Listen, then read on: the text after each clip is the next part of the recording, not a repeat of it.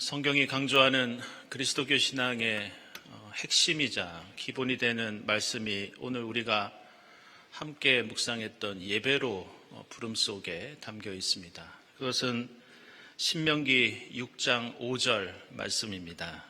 당신들은 마음을 다하고 뜻을 다하고 힘을 다하여 당신들의 주 하나님을 사랑하십시오.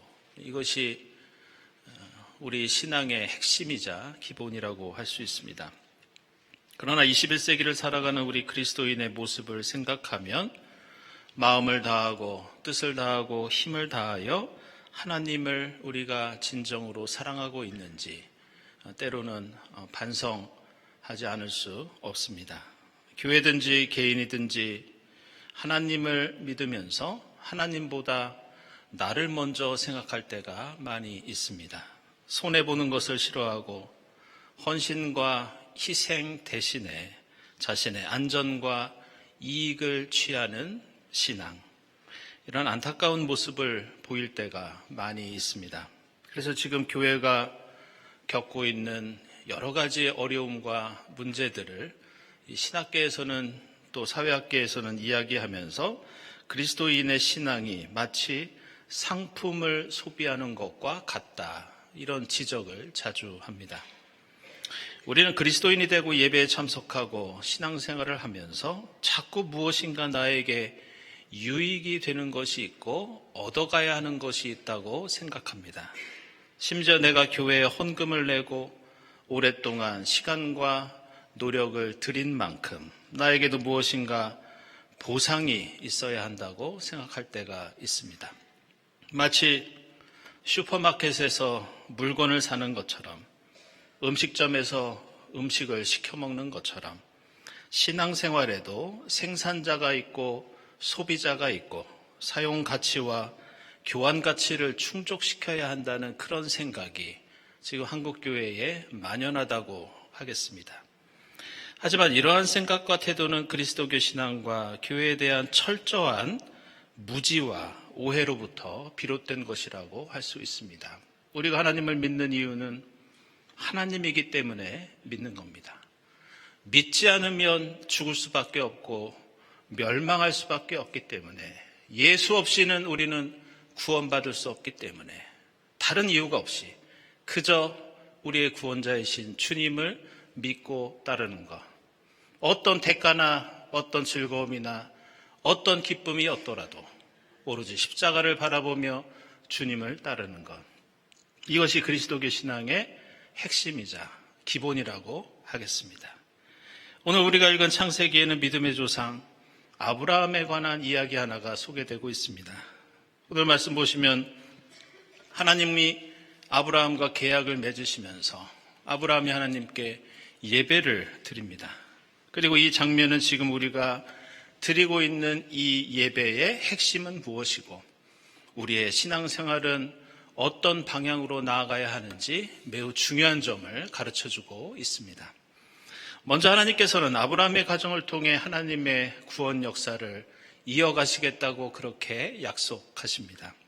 그 약속과 함께 아브라함을 향해서 너는 나에게, 이제 내가 너에게 가르쳐주는 대로 예배하고 너의 믿음을 결단하고 실천하면서 살라고 그렇게 요구하십니다.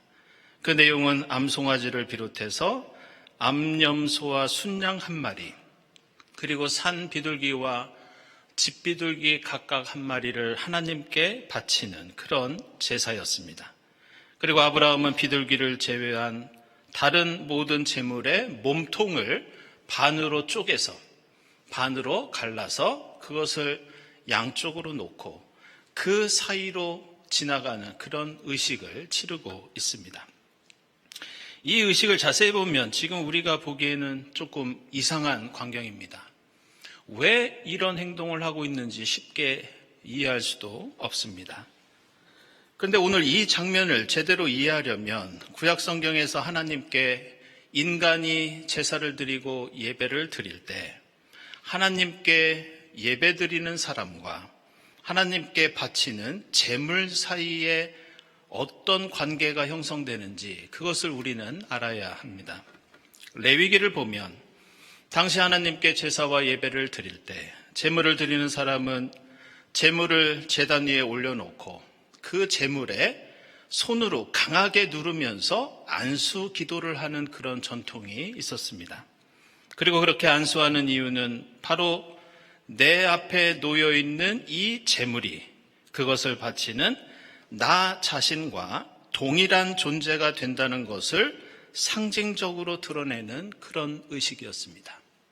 따라서 소나 양이나 염소를 제단 위에 올려놓고 하나님께 바치지만 그 제단에 놓이고 하나님께 드리는 것은 그 짐승뿐만이 아니라 나 자신을 하나님께 드리는 겁니다. 소나 양이나 염소가 피를 흘리고 죽고 있지만 역시 그 제단에서 죽는 것은 단순히 제물뿐이 아닙니다. 하나님 앞에 서 있는 나, 바로 내가 죽는 것이 예배고 제사고 우리의 신앙입니다. 따라서 오늘 창세기에서 아브라함은 제물의 몸통을 쪼개고 제사를 드리지만 그것은 아브라함이 자신의 삶 전체를 마음과 뜻과 힘을 다해 하나님께 드리겠다는 결단과 선언이었습니다. 그리고 아브라함은 앞으로 하나님의 뜻을 위해서 자신의 몸이 부서지도록 이 드려진 제물처럼 헌신하겠다고 결단하였고, 만약 제가 그런 믿음 생활을 하지 못한다면, 만약 제가 이 약속을 제대로 지키지 못한다면 제 자신이 이 제물처럼 쪼개지고 비참하게 되어도 나는 그대로 받아들이겠다는 그 약속이 오늘 창세기에 나오는 아브라함의 예배였습니다. 그래서 예레미야서 34장 17절 이하를 보면 우리의 예배, 우리의 신앙생활이 가지고 있는 매우 두려운 의미, 두려운 말씀 하나가 등장하고 있습니다. 그 내용을 보면 송아지를 두 조각으로 갈라놓고 그 사이로 지나가며 나에게 약속하고서도 그것을 지키지 않고 위반한 사람은 나 하나님이 너를 그 갈라놓은 송아지처럼 만들어버리겠다. 이런 말씀이 등장합니다. 이것은 우리가 하나님을 믿는다는 것이 어떤 의미를 가지고 있는지 분명히 우리에게 말씀하고 있습니다. 하나님을 믿는 것, 우리가 신앙 공동체를 이루는 것은 단순히 기쁨과 보람, 즐거움과 유익을 얻는 데에 목적이 있지 않습니다. 나의 생명을 걸고 엄청난 도전과 희생을 감수하면서 하나님의 뜻을 위해서 나의 삶을 온전히 제단 위에 바치는 것, 그것이 바로 우리의 믿음이라고 오늘 창세기에 나오는 믿음의 조상 아브라함은 그 모범을 보여주고 있습니다. 그리고 오늘 우리가 함께 읽은 빌립보서 말씀에는 그러한 삶과 신앙을 살았던 또 한 명의 위대한 신앙의 인물을 우리에게 보여주고 있는데 그는 바로 사도 바울입니다. 오늘 빌립보서 말씀을 보시면 사도 바울은 자신이 예수를 믿고 그분의 뜻을 세상에 펼치는 것을 매우 역동적인 표현을 통해서 설명하고 있습니다. 예수 그리스도가 바울을 사로잡아서 바울 자신도 그 예수를 붙들려고 쫓아가는데 아직 붙잡지 못하고 손을 뻗어 잡으려고 자신은 평생 노력하고 있다. 이렇게 말합니다. 그러면서 뒤를 쳐다볼 여유도 없이 바울은 앞을 향해 몸을 내밀면서 목표를 향해 달려간다고 고백합니다. 바울은 자신이 걸어가는 믿음의 길이 어슬렁거리는 길이 아니라 산책하는 것이 아니라 여유롭게 걸어다니는 것이 아니라고 그렇게 말하고 있습니다. 바울은 예수를 믿고 자신이 이 땅에 복음을 전하는 일은 마치 100m를 달려가는 육상 선수처럼 전력을 다해 앞만 보고 질주하는 것이라고 그렇게 말씀하고 있습니다. 그러면서 빌립보 교회를 향해서 당신들도 예수를 믿는다고 하면서 나와 세상과 타협하지 말고 적당히 살려고 하지 마십시오. 자신을 본받아 십자가와 부활을 향해 전력으로 질주하는 삶과 신앙을 살아달라고 그렇게 호소하고 있는 것이 오늘 우리가 읽은 빌립보서 말씀입니다. 우리는 사도 바울이 오늘 빌립보 교회를 향해서 외치는 이 말씀이, 이 권면이 결코 과장이 아니었다는 것을 익히 잘 알고 있습니다.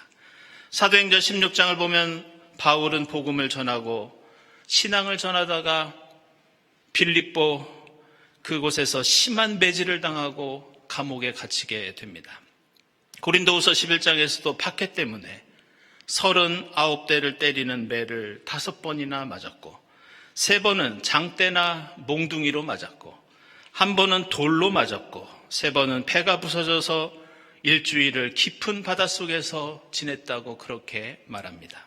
사도행전 14장에서는 루스드라에서 돌에 맞아 죽을 뻔한 사건이 나오고 21장에서는 예루살렘에서 유대인들에게 폭행당했던 일이 나옵니다.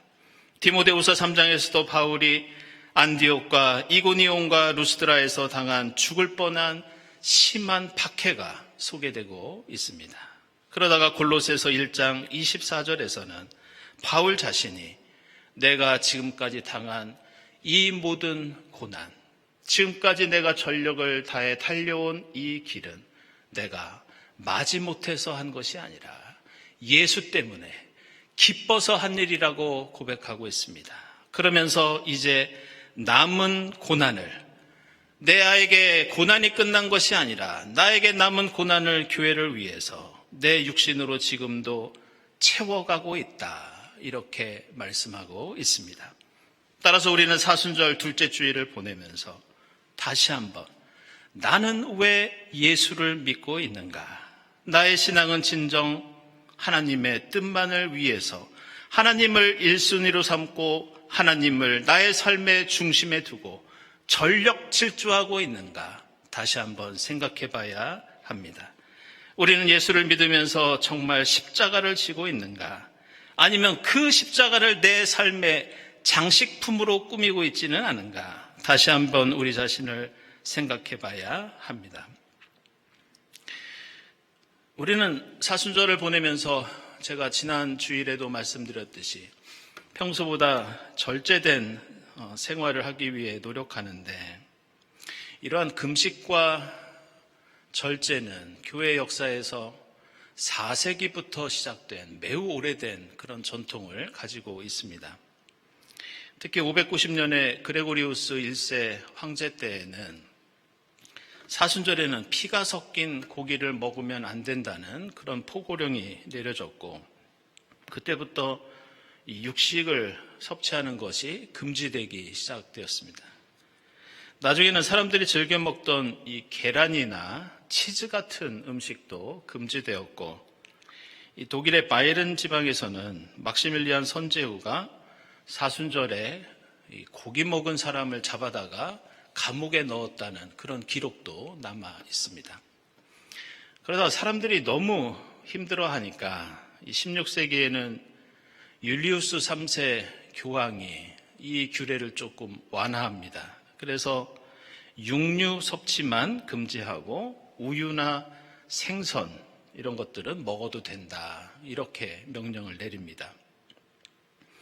우리는 중세 시대를 생각하면 얼마나 당시 그리스도인들이 자신의 이익만을 추구하고 또 교회가 타락했었는지 익히 잘 알고 있습니다. 그래서 이 사순절과 관련해서 하도 어이없는 사건들이 많이 있어서 제가 몇 가지 여러분들에게 소개해 드리려고 합니다. 이 독일 바이에른 지방의 수도원에서는 당시에 오리고기를 사순절에도 많이 먹었다는 그런 기록이 남아 있습니다. 왜 사순절에 금지된 이 오리고기를 먹었느냐? 이때 수도승들이 오리를 먹기 위해서 했던 변명이 기가 막힙니다. 비록 오리는 고기가 맞지만 물에서도 살기 때문에 어류에 가까워서 우리는 먹을 수 있다, 이러면서 실컷 먹었다고 합니다.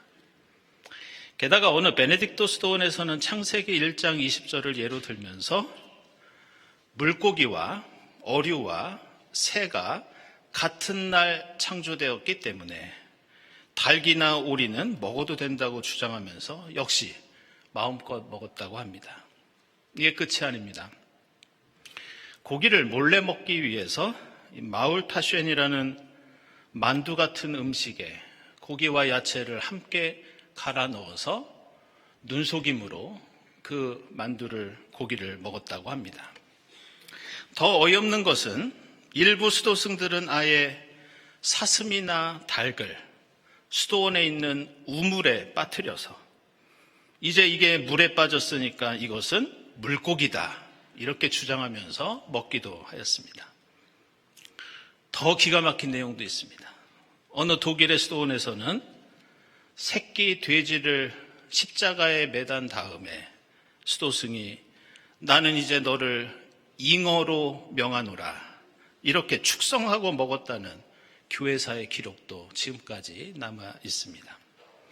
그래서 16세기에 콘스탄츠 공의회에서는 교회 전체의 문제를 논의하는 이 중요한 회의에서 어쩔 수 없이 사순절 음식 규정을 새롭게 공포합니다. 그것은 평소에 물에서 사는 어류만 진짜 생선이다. 대신 물속에도 들어가는 비버나 수달 같은 짐승은 어류 비슷하니까 먹어도 된다. 그래서 수도승들은 그때부터 수달과 비버를 우물에 던지지 않고도 마음껏 먹을 수 있었고, 놀랍게도 1754년에 독일에서 출판된 산림과 수렵이라는 책에는 이 비버라는 동물을 이렇게 묘사합니다. 반은 생선이고 반은 동물이다. 우리는 이런 역사 자료를 보면서 중세 그리스도인들을 때로는 조롱하고 때로는 이상하게 생각할 때가 있습니다. 그러나 우리는 오늘 성경 말씀과 이러한 교회의 역사를 바라보면서 다른 사람을 바라보는 것이 아니라 나 자신은 하나님 앞에서 얼마나 정직하고 성실한 신앙생활을 하고 있는가 다시 한번 생각해 봐야 할 줄로 믿습니다. 하나님을 믿으면서 편리와 즐거움을 추구하고 나에게 돌아오는 이익과 유익만을 생각하는 것, 십자가의 희생과 헌신 없이 오로지 부활의 영광과 행복만을 추구하는 것, 이것이 오늘 복음서에 나오는 예루살렘의 유대인들의 모습이었고 중세의 교회였으며 오늘 우리의 모습이 될 수도 있다는 것을 우리는 깨달아야 합니다. 우리는 얼마나 마음과 뜻과 힘을 다해 하나님만을 사랑하고 하나님의 의와 평화와 생명을 위해서 노력하고 있는가? 우리는 얼마나 예수의 십자가를 향해서 손을 뻗으며 그 십자가를 향해서 어슬렁거리는 것이 아니라 전력 질주하고 있는가? 사순절 둘째 주일을 맞이하면서 우리의 신앙이 적당히 세상과 타협하거나 하나님과 나 자신을 기만하는 그런 신앙이 되지 않기를 바랍니다. 오직 하나님 나라를 위해서 십자가를 향해 가시는 주님을 향해 손을 뻗으며 마음과 뜻과 힘을 다해 십자가를 향해 전력 질주하는 여러분의 사순절이 될 수 있기를 주님의 이름으로 축원합니다. 기도하겠습니다. 하나님, 저희의 믿음이 주님 앞에서 순수하고 정직하고 성실하도록 인도해 주시옵소서. 아브라함처럼 나의 죽음을 선언하고 바울처럼 주님 십자가를 향해 힘껏 달려가도록 성령께서 저희에게 힘과 용기와 지혜를 내려 주시옵소서. 예수 그리스도의 이름으로 기도드리옵나이다. 아멘.